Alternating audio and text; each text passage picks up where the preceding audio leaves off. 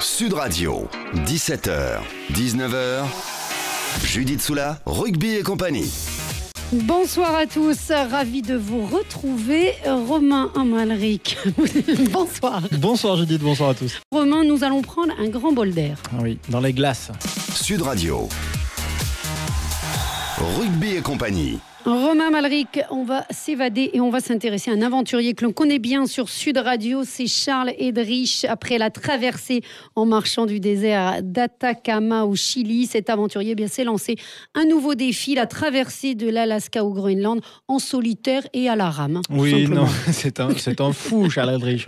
On le sait. Et l'Atacama, ce n'était pas, il n'a pas fait que ça. On rappelle, c'est un sportif aventurier qui a aujourd'hui plus de 55 ans. Il a fait le Paris-Dakar, il a fait le Vendée Globe, il a fait le tour du monde plusieurs fois et notamment traversé entre les deux pôles à la voile. Il essaie de faire beaucoup de choses. Il fait des Ironman aussi. C'est vraiment un grand sportif. Et puis il essaie toujours de battre tous les records improbables. Et là, le dernier en date, donc, il est actuellement au nord du Canada, entre l'Atlantique et le Pacifique, pour faire le passage nord-ouest à la rame. On a réussi à le joindre par satellite pour qu'il nous explique un petit peu son expédition. Il est en train de la faire. Il lui reste 1000 km à parcourir. Interview. Bonsoir Charles Eidrich. Oui, bonsoir. Charles, si on devait vous situer sur un point du globe, vous êtes actuellement à l'extrême nord du continent américain, coincé entre le Nord Canada et le Sud Arctique, au milieu des glaces, donc entre Pacifique et Atlantique. Et si vous visitez le coin en ce moment, c'est pour terminer une nouvelle aventure incroyable. On a l'habitude avec vous, c'est un nouveau défi sportif. C'est le passage du nord-ouest à la rame. Expliquez-nous exactement. Alors oui, actuellement je suis à plus de 600 km au nord du cercle polaire arctique. Et donc le passage nord-ouest permet de relier le Pacifique à l'Atlantique par les glaces, par l'extrême nord de l'Alaska et du Canada. Donc pour l'instant, j'ai fait 5000 km depuis le détroit de Bering. Et pour aller au bout, il me reste 1000 km à faire cette saison. Voilà, vous êtes donc à bord d'un rameur. Alors on se situe donc au-dessus de l'Alaska, du Canada. Vous espérez terminer avant que justement les glaces ne se forment et que vous soyez coincé. Vous avez fait 3000 km la première année, 2000 la deuxième. Et là, vous essayez de terminer en gros cette aventure. Voilà, exactement. Donc là, il me reste 1000 km. Il faut absolument que j'arrive avant fin septembre. Et c'est la partie la plus nord du passage, la plus compliquée, la plus aléatoire. C'est là où les glaces se dégèlent le moins longtemps dans la saison et le plus tardivement. Donc. Alors Charles, on a l'habitude de vos défis sportifs qui parfois sortent de l'ordinaire, il faut bien le reconnaître. D'où est venue cette idée de faire cette grande première, de traverser à la rame ce grand passage nord-ouest? Alors, le passage nord-ouest, je l'ai déjà fait à la voile, avec le Glory of the Sea il y a quelques années. Donc, bon, à la voile, c'est fantastique. Je devais être le 29e, je crois, bateau voilier à passer là-haut. Et puis, je me suis dit que c'était peut-être faisable à la rame. Donc à partir du moment où je suis sur le terrain d'une aventure et qu'il y a une première ou un record de vitesse à réaliser, eh bien, évidemment, c'est la cerise sur le gâteau. Donc voilà, donc je suis parti avec un tout petit rameur qui pèse 160 kg à vide. Il est en Kevlar carbone, extrêmement difficile, donc je peux percuter la glace et je peux même le transformer en traîneau en le tractant sur la glace pour passer de bout de banquise en bout de banquise. Donc on peut considérer que vous allez terminer cette grande aventure cette année. Il n'y aura pas de report de fin de passage. Alors, c'est comme toutes les aventures, il faut quand même aller au bout. Et là, je suis quand même tributaire aussi un petit peu des éléments, notamment de la glace. Logiquement, là, avec les photos par satellite qu'on arrive à voir, il semblerait que la glace la banquise fonde relativement correctement cette année, là. Mais bon, et puis là, par exemple, depuis 3-4 jours, j'ai du vent pleine face. Donc, mais normalement, non. Si je pars sur cette aventure, j'espère bien arriver au bout, donc. Alors, en tout cas, vous êtes l'un des plus grands aventuriers sportifs au monde.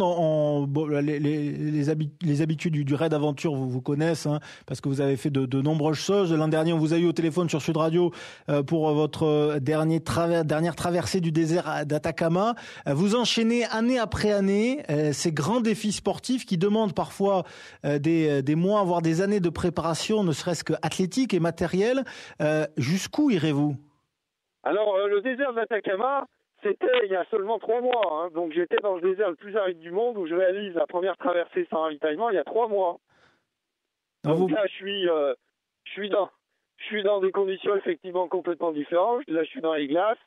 Donc voilà, moi, tous les terrains du monde m'intéressent. J'ai des tas de projets dans les tiroirs.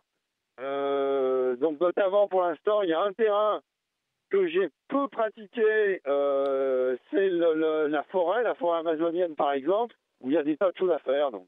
Puis après, il y a les courses de chiens de traîneau, à nouveau de la voile avec un tour de l'Antarctique et pas mal d'autres projets.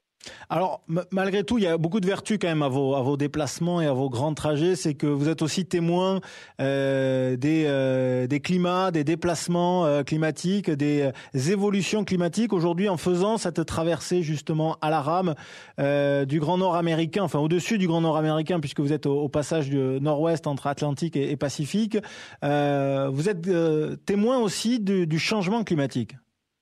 Alors, j'ai été témoin, donc, très directement, quand on a réalisé une première au pôle Nord avec Arnaud Tortel, on est les premiers à faire une traversée sans ravitaillement pôle Nord, Groenland. On s'est retrouvé à 300 km du pôle avec des températures positives, c'était complètement impossible il y a encore quelques années, avec de la mer ouverte à perte de vue par moment, d'une dangerosité absolument totale avec nos 2 petits traîneaux. Maintenant, par contre, sur ce passage nord-ouest, en tout cas l'an dernier, c'est plutôt l'inverse qui s'est produit. Il n'y a jamais eu tant de glace, pour des raisons qu'on n'explique pas, depuis plus de 10 ans. Donc maintenant, certains disent que le fait qu'il y ait beaucoup de glace, de banquise sur cette partie de l'Arctique peut être une conséquence du réchauffement climatique. Maintenant, cette année, à l'inverse, ça a l'air de fondre assez vite. Donc, par contre, ce qu'on peut dire, c'est que même sur le passage nord-ouest, on rencontre de la pollution. Alors, à quel degré, je ne sais pas, mais de la pollution, par moment, un petit peu visible. On arrive à voir des nappes avec probablement un peu d'hydrocarbures de temps en temps. Donc, c'est vraiment pas agréable, quoi. Alors, il vous reste donc 1000 km à la rame pour finir c'est l'aventure du moment, hein, pour vous, Charles Eddrich. En théorie, en termes de timing, vous seriez arrivé à votre destination, donc du côté de l'Atlantique, hein. L'ouverture de l'Atlantique, c'est vers Pont d'Ignette. À partir de quand? Bon, la rame, on peut pas dire, parce que c'est tellement aléatoire. Je suis tellement dépendant des courants, de la mer, du vent, des glaces.